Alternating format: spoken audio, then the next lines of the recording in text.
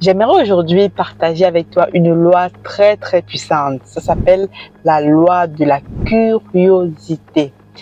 Si tu ne sais pas ce que c'est la loi de la curiosité, je t'invite rapidement à aller lire ce livre, Les 15 lois de la croissance de John C. Maxwell.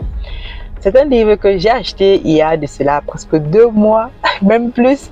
Je le lis doucement, tellement les 15 lois qui sont partagées ici, c'est réellement une pépite, c'est un must to have pour quiconque souhaite croître et continuer donc de progresser dans sa vie, qu'elle soit professionnelle, business ou même personnelle.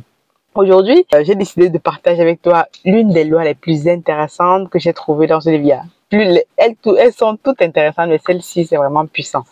C'est la loi de la curiosité. Nous sommes ici à la loi numéro 12. Cette loi-ci, elle est tellement, je vais dire basique, mais très peu appliquée par beaucoup de personnes. Et si tu appliques cette loi-ci, elle peut littéralement changer ta vie, changer la façon dont tu regardes le monde, même ne serait-ce que ton évolution dans tout ce que tu fais au quotidien. Donc reste connecté parce que je vais te partager cette loi-ci, c'est une vraie pépite.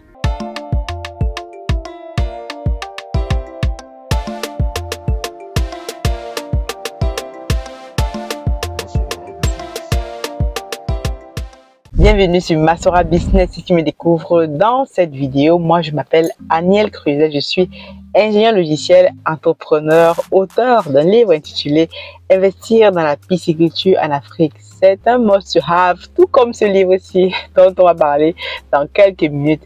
Parce que si tu souhaites investir dans la pisciculture en Afrique, c'est un domaine empirique. Ce n'est pas une start-up, on n'est pas en train de découvrir un nouveau truc. C'est un domaine empirique que tout le monde peut pratiquer, mais il y a des codes, il y a des pépites, il y a des techniques, il y a des stratégies à mettre en place, surtout lorsqu'on veut faire de ce domaine un domaine où tu vas pouvoir devenir rentable, où tu vas toi aussi permettre à des populations de manger du poisson produit naturel, local, bio, comme disent certains. Donc, tous les liens sont disponibles en barre de description. Et les amis, nous arrivons à la dernière ligne droite de notre levée de fonds. Certains d'entre vous continuent de s'inscrire et c'est réellement la dernière ligne droite. Si vous souhaitez investir dans la pisciculture avec une entreprise comme Africa Food Industries, dont je suis la promotrice, c'est encore le moment parce que lorsque nous allons passer cette phase de levée de fonds qui est là pour soutenir notre croissance. Je vous ai déjà expliqué les étapes du projet, où est-ce qu'on allait maintenant. Après avoir construit tous nos équipements, maintenant nous sommes à la phase où nous devons produire massivement et donc cette levée de fonds va nous permettre de soutenir massivement la croissance. Donc, comme je disais, c'est la dernière ligne droite. N'hésite pas à aller en barre de description ou alors me contacter directement si tu veux justement avoir plus d'informations par rapport à cette levée de fonds. C'est le moment. Après, il n'y en aura plus parce que nous allons fermer définitivement les investissements par private equity, qu'on dit par l'actionnariat puisque c'est notre modèle d'investissement. Donc, je t'invite donc à aller en barre de description. Si tu souhaites te former avec nous, si tu souhaites avoir des coachings, etc., ça se passe sur Aniel et Tatiana Academy. Ceci étant dit, allons dans le vif du sujet. Vous savez, je lis plusieurs livres. Depuis que je m'intéresse un peu au business, donc j'ai lu plusieurs livres à ce jour, les livres de développement personnel, les livres de business qu'on ne cite plus, les Robert Kiyosaki, les MJ de Marco, les machins. Mais ce livre-ci, dernièrement, justement, j'ai acheté ce livre à peu près 2 mois que j'ai acheté ce livre-ci. John C. Maxwell, je ne connaissais pas du tout cet auteur. Du coup, je me suis renseignée un peu. C'est un auteur à succès, un best-seller. Il a écrit plein de livres, dont celui-ci même qui est un best-seller. Il a même une académie, l'académie John C. Maxwell, pour former les leaders de demain. Donc, c'est en fait un éditeur justement que tu peux retrouver. Je pense que c'est la bibliothèque chrétienne, en tout cas ceux qui éditent ce livre. Donc c'est un pasteur lui-même, c'est un pasteur. C'est pour ça que c'est édité par une maison d'édition chrétienne. Et donc c'est un livre, comme je dis, extrêmement intéressant parce que moi quand j'ai lu un livre, c'est pour ça que j'aime bien les livres papier. J'aime bien stabiloter. Quand j'ai pas de stabilo, je plie les pages. Et aujourd'hui je vais te partager donc cette loi de curiosité. Je vais te lire donc l'intitulé de la loi, c'est marqué 12, la loi de la curiosité. La croissance est stimulée en se demandant pourquoi. Donc ce simple mot pourquoi change littéralement le game, ça change tout, comme tu vas le voir dans la suite. Il y a une citation justement lorsque tu démarres donc ce chapitre-ci qui dit, écoute bien cette citation, elle va te faire réellement changer d'avis. Certains voient les choses comme elles sont et se demandent pourquoi. Okay? D'autres rêvent de choses qui n'ont jamais existé et se demandent pourquoi pas. Donc c'est une citation de Georges Bernard Shaw. Donc, comment se manifeste la loi de la curiosité? Je te passe tout ce qui est marqué dedans. Je vais te résumer ça rapidement. Il y a une seule question que tu dois te poser pour savoir si tu appliques réellement la loi de la curiosité dans ta vie. C'est la question pourquoi. Donc, il y a justement deux types de personnes, justement, donc tu dois te poser, comme il dit, en fait, si tu appliques cette loi à 5 grands domaines de ta vie, par exemple, comme le dit l'auteur, tu regardes les domaines où tu consacres plus de temps et d'énergie. Donc, comment est-ce que tu te vois dans ces domaines? Est-ce que tu te considères comme un expert? Ou alors tu te considères comme un débutant? C'est la partie qui m'intéresse le plus. Parce que l'auteur dit, si tu te considères comme un débutant dans un domaine, je paraphrase rapidement, tu pourras te procurer ce livre-ci et le lire. Effectivement. Mais ce que moi j'aimerais attirer l'attention, c'est que si tu te considères dans un domaine comme un débutant, quand on est débutant dans une chose, on pose toujours la question par quoi on veut essayer de comprendre. On n'est pas fermé aux idées novatrices. On essaie de chercher, etc. Voilà, on est vraiment ouvert à la curiosité et ce qui nous permet de croître. Si je prends mon exemple, par exemple, parce que moi j'aime bien parler avec les exemples. Quand moi j'ai démarré la pisciculture, c'est un domaine que je dis empirique. Je n'avais jamais de ma vie entendu même parler de pisciculture. Bon, je connais le poisson d'élevage, mais je n'avais jamais rêvé de ma vie. Si on m'avait dit encore peut-être 5 ans que j'allais m'investir dans ce domaine comme je le fais actuellement, j'aurais dit non, mais moi, voilà, parlez-moi d'informatique, parlez-moi de nouvelles technologies, parlez-moi de choses que je connais. Mais ce qui est intéressant, c'est que quand tu te lances dans un domaine que tu ne connais pas, alors tu es comme un débutant, tu es comme un nouveau. Imaginez un enfant que vous avez chez vous, j'ai mon petit là, mon tout dernier, il est curieux, il regarde tout, il touche tout. Donc, la curiosité, c'est quelque chose que vous devez continuer de garder. Et je me suis rendu compte que j'ai peut-être réussi à tenir jusqu'ici parce que d'autres avaient théorisé, comme je vous dis souvent, que oh, Africa Food va fermer dans 1 an, 2 ans, oh, c'est que la fille là-bas, on va la voir dans 2-3 ans. Mais c'est parce qu'ils n'ont pas compris que moi, je suis curieuse de nature. J'aime bien apprendre de nouvelles choses. Et dans ce domaine, quand je me suis lancée, je connaissais rien du tout. Le livre que je vous dis que j'ai écrit, c'est au fur et à mesure de la pratique, au fur et à mesure de l'expérience. Bon, on nous a volé, on nous a fait X, mais c'est le prix de l'apprentissage. Soit tu apprends dans la douleur, comme disait quelqu'un, soit tu apprends parce que tu te fais accompagner par quelqu'un d'autre qui t'évite de faire ces mêmes erreurs. C'est la raison pour laquelle je propose des coachings, des formations, etc. Parce que ceci fait intégralement partie de notre projet, même parce que nous avons à cœur de former les personnes, de donner la connaissance pour partager donc l'information. Mais quand tu regardes 2 personnes qui se lancent dans un domaine, c'est quelqu'un qui est expert, qui est trop machin, qui connaît tout, et machin truc, qui n'est pas ouvert à la discussion, n'est pas ouvert à la critique, généralement ça finit trop mal. Généralement ça finit très mal. Et cette personne-là, qu'est-ce qu'il va faire? Bon voilà, quand tu vas lui poser des questions, il va te dire, un peu comme notre ancien technicien, il va te dire, oui, mais non, je connais tout, oui, mais non, mais machin truc, voilà, toi tu viens ici, là, tu ne comprends rien du tout, moi je suis expert, voilà, j'ai fait la plus grande école de pisciculture du Cameroun, je suis allé me former à l'extérieur, machin. Mais moi, je retourne tellement, monsieur, la pisciculture, c'est un domaine empirique. Avant toi, les gens faisaient la pisciculture. Après toi, les gens ont fait la pisciculture. Les domaines, les techniques agricoles évoluent. Donc, ce que tu me dis que tu fais là, est-ce que, voilà, partout dans le monde aujourd'hui, on pratique la pisciculture, les gens améliorent, les gens étudient, les gens recherchent. Donc, quand on te pose des questions, ce n'est pas forcément pour mettre de l'opprobre sur ton travail, c'est pas forcément pour te fliquer. Donc, si vous avez déjà un technicien, c'est une astuce que je vous donne ici, un technicien ou avec qui vous travaillez, mais qui n'est pas ouvert à la critique, qui n'est jamais ouvert à ce qu'on lui pose des questions sur son travail et qui est aussi enclin à partager l'information gratuitement, parce que nous, le technicien disait, non, l'information que je vous donne là et tout, vous allez la payer parce que je me suis formé, j'ai payé. Je dis, et puis quoi? Les informations qui sont sur Google là, qui sont open source, les gens ont payé pour se former. Est-ce qu'il y a un problème dedans? Donc, c'est déjà cette mentalité déjà qui a commencé déjà à me mettre la puce à l'oreille. Donc, moi, j'aimerais juste partager ici avec vous, garder l'esprit curieux.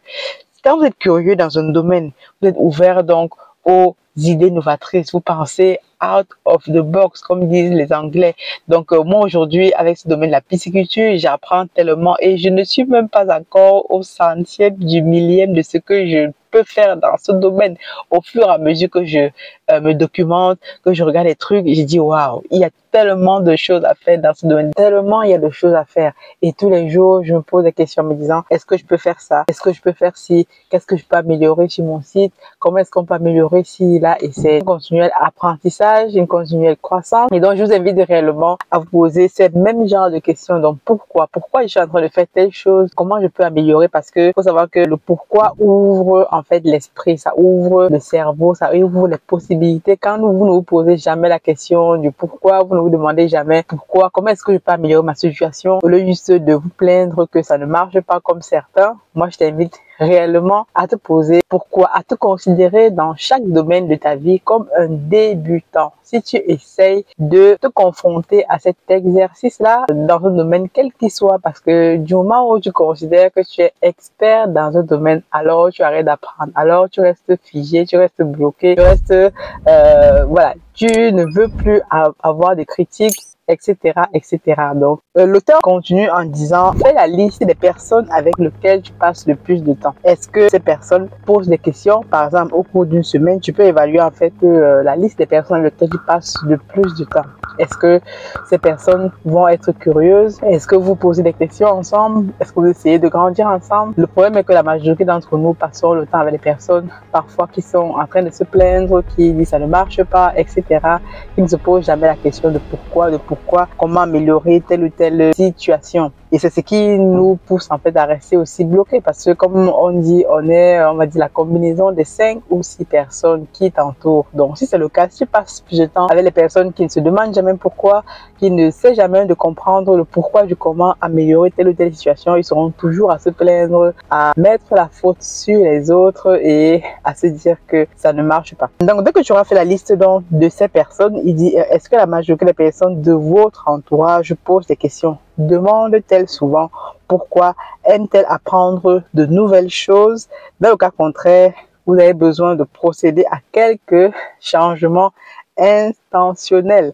Donc, ça veut dire que si autour de toi, les personnes avec lesquelles tu es le plus en contact ne se posent jamais des questions, n'essaient pas de prendre de nouvelles choses, n'essaient pas de changer leur manière de penser, c'est qu'il y a un problème. Donc, ça veut dire que toi aussi, tu dois forcément être dans ce mindset-là. Donc, essaie donc de passer plus de temps avec les personnes curieuses d'esprit, te demander comment est-ce que tu peux changer ci et là. Et vraiment, c'est intéressant, quoi. Donc, en troisième position, l'auteur continue en disant, un des plus grands obstacles de la curiosité et à l'apprentissage est la réticence de se ridiculiser aux yeux d'autrui. Je vois encore au début quand je me lançais dans sur YouTube, c'était pas évident. Je me disais, bon, est-ce que je vais faire une vidéo? Est-ce que les gens vont m'écouter? Est-ce que ce que je vais dire est ridicule? C'est souvent la peur du ridicule, la peur d'échouer qui nous freine dans nos décisions. De telle façon qu'on se dit, et si j'échoue? Et si je ne marche pas? Et si on se moque de moi? Moi, je me suis dit, voilà, allez, lance-toi. Si les gens se moquent de toi, au moins, tu auras eu le courage d'exposer ton expérience aux personnes. Donc, comme il dit, il y a deux façons de déterminer si cela est un éventuel problème dans votre vie, la peur d'échouer, de se prendre trop au sérieux. Le remède, je finis par là, le remède consiste à prendre ce que j'appelle des risques pour apprendre. Super important, donc prendre des risques pour apprendre. Inscrivez-vous à une activité qui vous sort de votre zone de confort. Prenez des cours d'art plastique, inscrivez-vous à des leçons de danse, trouvez un maître en calligraphie ou un cours pour apprendre à travailler le bonsaï, par exemple. Assurez-vous de bien choisir une matière amusante dans laquelle vous ne pouvez vous considérer comme un expert, ce qui vous forcera à sortir de votre zone de confort. Ça, c'est très fort. Je pense que si tu appliques ces 3 petits points que je t'ai listés à la fin de cette loi très puissante, je pense que tu peux changer le game à ton niveau. Et donc, je finis par là, cette citation qui dit « Le remède à la nuit, c'est la curiosité. Il n'existe aucun remède à la curiosité. » Dorothy Parker. Donc, dis-moi ce que tu penses de cette vidéo. Est-ce que toi aussi, tu es curieux dans ta vie? Est-ce que tu appliques la loi de la curiosité? Encore une fois, si ce n'est pas le cas, ou si tu souhaites apprendre plus sur ce magnifique livre, donc tu peux commander sur Amazon, etc. Les 15 lois inestimable de la croissance. Je te dis à très bientôt. On se retrouve à la prochaine vidéo. God bless.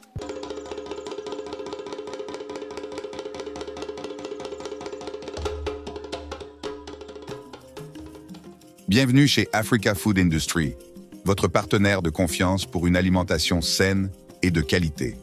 Situé au Cameroun en périphérie de Yaoundé, notre site de production en pleine nature est dédié à l'élevage, à la production et à la transformation responsable des poissons les plus frais. Chez Africa Food Industry, nous élevons et transformons une variété de poissons, notamment le silure, la carpe et le tilapia, dans le respect de l'environnement et du bien-être animal. Nos processus d'élevage rigoureux garantissent que chaque poisson est traité avec le plus grand soin, du moment de la capture à son arrivée sur votre table. Découvrez notre large gamme de produits finis, des filets de poissons frais aux délicieuses conserves de carpe de silure et de tilapia, prêts à satisfaire les palais les plus exigeants. Pour des produits de qualité supérieure, faites confiance à Africa Food Industry. Contactez-nous dès aujourd'hui pour en savoir plus. Africa Food Industry, nourrir le monde, une bouchée à la fois.